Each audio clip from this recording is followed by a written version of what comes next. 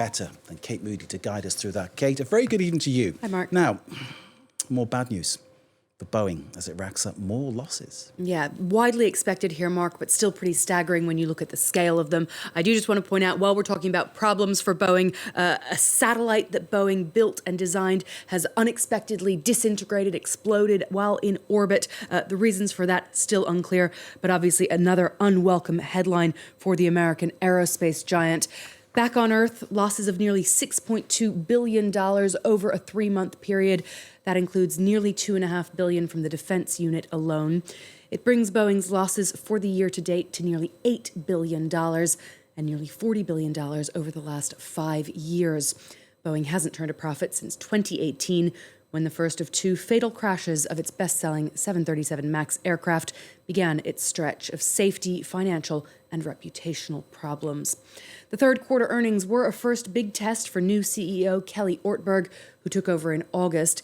He told employees that Boeing is at a crossroads, with trust eroded, too much debt, and serious lapses in performance. He said he sees his mission as pretty straightforward: to turn this big ship around in the right direction and restore Boeing to the leadership position we all know and want. That's a direct quote from his letter to staff earlier this Wednesday. Now, also looming for the company, the International Association of Machinists and Aerospace Workers Union is voting on whether to end its 6-week-long strike. On September 13th, 33,000 workers walked out of the job. The 6-week strike has halted production of some of the best-selling airplane models, including the 737 MAX and 777s. Unions had been calling for a 40% wage increase over the next 4 years, as well as the reinstatement of a traditional pension plan. They've rejected a 30% offer and are now weighing management's latest proposal of a 35% pay rise. The CEO said he was hopeful the package would satisfy workers, but on the picket line in Seattle on the eve of the vote, strikers were less sure. We've been here a long time, and I feel that our negotiating team needs to be stronger, and Boeing needs to keep listening to the floor. You know, we're the ones that make it happen, building the airplane. Now is the prime opportunity and the prime time to get our pension back, and we all need to stay out and dig our heels in, whatever we need to do. Well, let's cross now to aviation and travel expert Anita Mendiratta. Thank you so much for joining us on France 24 this evening. First of all, what do you make of Boeing's third quarter losses? Are they worse than you expected?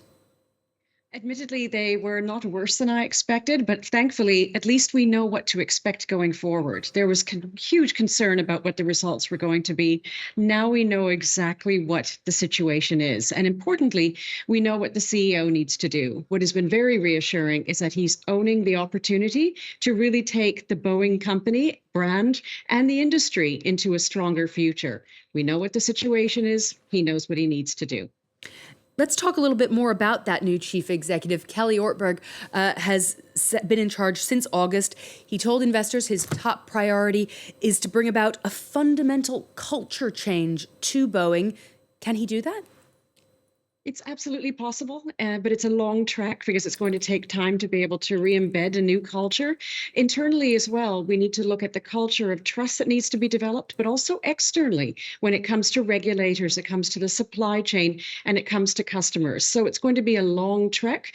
I think what's important to mention, though, and as you say, he's new in office. He has inherited these challenges. He's inherited the multiple crises going on in the organization, and he knew that when he came in. He also knows he cannot fix this on his own. So even the remarks that accompanied the results that were posted today were very clear that he knows what the challenges are. He knows he needs to focus on reunification of the entire organization and the entire ecosystem of aviation to be able to support Boeing getting back in the skies again.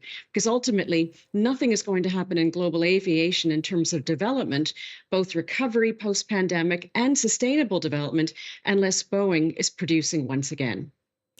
And Ortberg has already announced 17,000 job cuts, about 10% of the global workforce. He told CNBC earlier today that more layoffs could be needed to make the company more efficient. That's a pretty tough way to start out at a company. It is indeed, but he's positioned it very clearly that it's really right sizing according to what the priorities of the organization are and efficiency and how it operates. So he's looking at this using his technical expertise and bearing in mind as well, he came from the supply chain side. So he was a customer of Boeing. He knew from the outside what the problems were. So he's looking at where can he eliminate waste, where can he increase efficiencies, and critically, where can they make sure that safety and quality is re-embedded into a brand that the global flying public and cargo public trusts, not to mention spacecraft. So it's a massive challenge, but again, looking at the remarks that he made, he's excited about this. And he's excited at bringing the business, its community, its workforce, and its brand identity back to a position of global leadership. Because with a duopoly with Airbus, we absolutely need aviation to keep Boeing strong, because ultimately the global economy and community loses its strength if we don't have Boeing as one of the solid players behind the industry. Let's just branch away from Boeing to look at its top rival, Airbus. It's broadly been reaping the benefits of Boeing's problems, but it also announced some job cuts last week. What does that say about how the European company itself is facing and about the aerospace industry more broadly? It's a lovely question that you ask, and thank you for that, because this is a very special industry. No company, no competitor takes any joy out of one of its competitors suffering in this industry, because it is quite agnostic in as regards they will never compete on safety, and they will always make sure that they're advancing the industry. So Airbus has been absolutely in a watch and see position compared to all the attention that Boeing has had, but it also recognizes the need that it needs to focus on to maintain its relationships, its security, its safety and quality. It also needs Boeing to be able to continue to support it in the quest for sustainable aviation, because the entire industry is working towards net zero 2050. Boeing needs Airbus, Airbus needs Boeing to be able to maximize the opportunity for innovation. So I think Airbus is really in a position of very graceful and grateful, just watching at the moment, but with no intention to put any damage in Boeing's path. Anita, we have about 20 seconds before I have to say goodbye. I want to ask you a very quick one-word question. Can Boeing regain public trust? Fundamentally. Anita Mendiratta, thank you so much for joining us on France 24 this evening. Thank you so much. Mark, we'll be keeping an eye on all the latest developments from Boeing, of course, including that union vote, which Boeing will be hoping comes out in its favor. And she could have answered yes or no. She said fundamentally. That's a very intelligent, stronger answer, as you say. Kate, thank you very much indeed for bringing us all that detail about Boeing, of course. And as Kate says, much more to update on, of course, Kate, across everything for us. As always, pleasure to see you. Kate Moody with The Business.